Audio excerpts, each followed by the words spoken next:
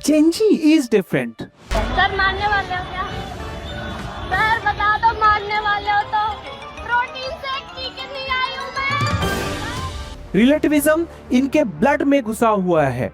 उनके लिए भाई रिलीजियस और पॉलिटिकल इंस्टीट्यूशन से हिंट लेना हमेशा जरूरी नहीं होता, चाहे वो पर्सनल रिलेशनशिप हो, चाहे वो पॉलिटिक्स हो, चाहे वो बिजनेस हो। ये वही जनरेशन है जो डिवर्स लाइफस्टाइल को बहुत अच्छे से एक्सेप्ट करती है। दिल ने सोचा था तुम सहारा बनोगे, आप निकले वही जो दर्द बढ़ा गए। जेंजी प्रणाम। यहाँ बना तुसी ग्रेट हो, तोफू कबूल करो। तुसी ग्रेट हो, तोहफे कबूल करो। Gen Z is different. Police uncle, नाश्ते करने नहीं है। सर मानने वाले हो क्या? सर बता दो मानने वाले हो तो प्रोटीन शेक पी के नहीं आई हूँ मैं। गैर कानूनी करार दिया जाता है, यहाँ से चले जाओ, कुछ नहीं हो गया यहाँ पे।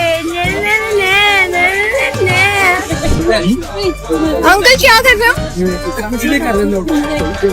फेंकना तो बता देना ना फिर। अंकल खोलना नहीं आ रहा क्या? और ये जो डिफरेंसेस हैं वो चीजों को बहुत ज्यादा सेक कर रही है। सोसाइटी में कुछ ऐसे धरा के लोग हैं जो इस डिफरेंसेस को बहुत ज्यादा एकोमोडेट कर रहे हैं, पसंद कर रहे हैं। I was so wrong about Gen Z. So wrong.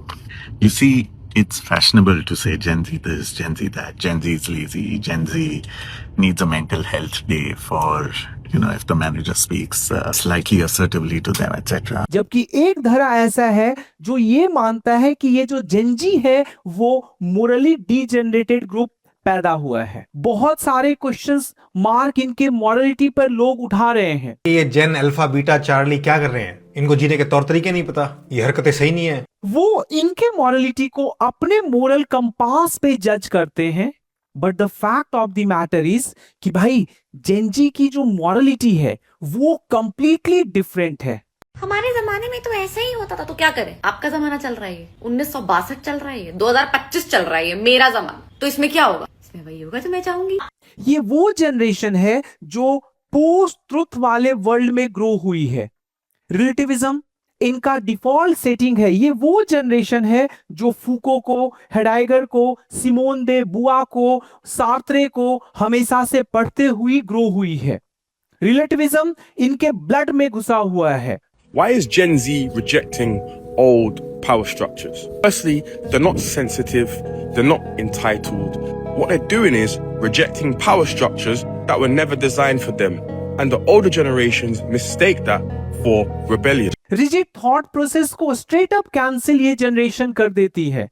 उनके लिए इस्टेब्लिश्ड आइडियाज सिर्फ तब तक वैलिड हैं जब तक वो अपने मेरिट पे स्टैंड करते हैं, क्योंकि सोसाइटी ने उनको बताया, उससे उनको कोई भी फर्क नहीं पड़ता है।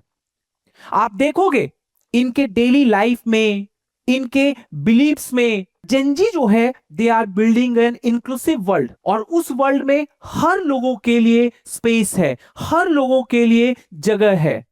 अब चलिए सोशल ओपननेस की बात करते हैं जेंजी की।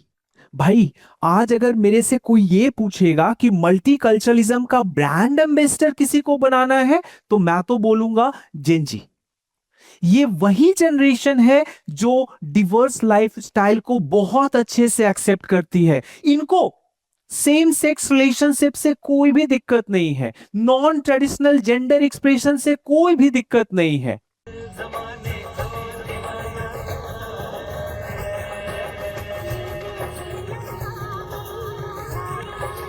अभी ये LGBTQ कम्युनिटी के बारे में बताऊं, इससे पहले आपने देखा होगा कि जब जंतर मंतर प्रोटेस्ट हो रहे थे तो बहुत सारी लड़कियां जो जेंजी से बिलोंग करती थी, इस जनरेशन से बिलोंग करती थी, वो ये कह रही थी कि ये पूरा एरिया उनको सेफ स्पेस फील हो रहा है। ये जंतर मंतर पे जितने भी लड़के थे ना, ये रील उनके लिए है कि यार मैंने कभी भी इतने सारे लड़कों के बीच में कभी इतना सेफ नहीं फील किया। That shows inclusiveness.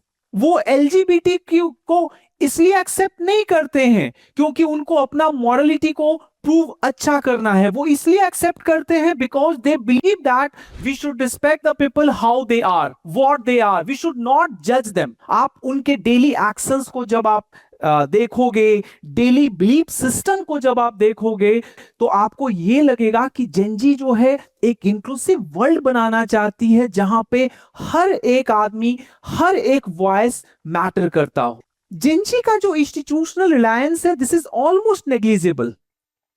वो मॉरलिटी को इस इंडिविजुअल लेंस से देखते हैं, ना कि कोई कम्युनिटी के लेंस से या सोशल कॉन्ट्रैक्ट के लेंस से।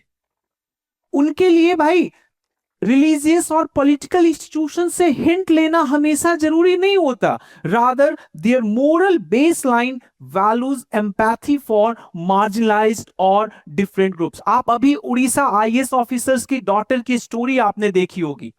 धर्मेंद्र प्रधान साहब ने सोचा होगा कुछ इस तरह, दिल ने सोचा था तुम सहारा बनोगे। भाई, दिल ने सोचा था तुम सहारा बनोगे, आप निकले वही जो दर्द बढ़ा गए।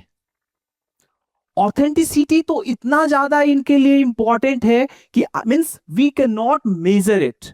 I think what Gen Z has in radical transparency, honesty, no filters, levity.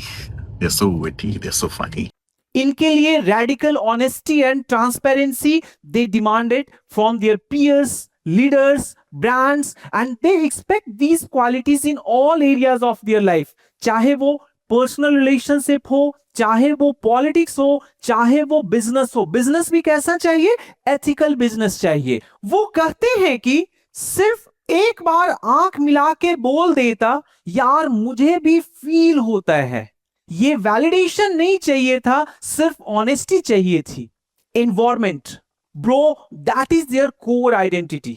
Sustainability उनके लिए सिर्फ एक चैलेंज नहीं, एक जनरेशनल मिशन है। आप दिल्ली प्रोटेस्ट के बाद बहुत सारे पिक्चर्स आपको दिखेंगे जहां पे they were clearing the clutter by themselves.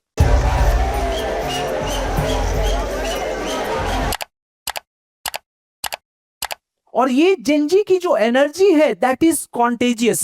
They don't just talk the talk, they walk it, post it and own it.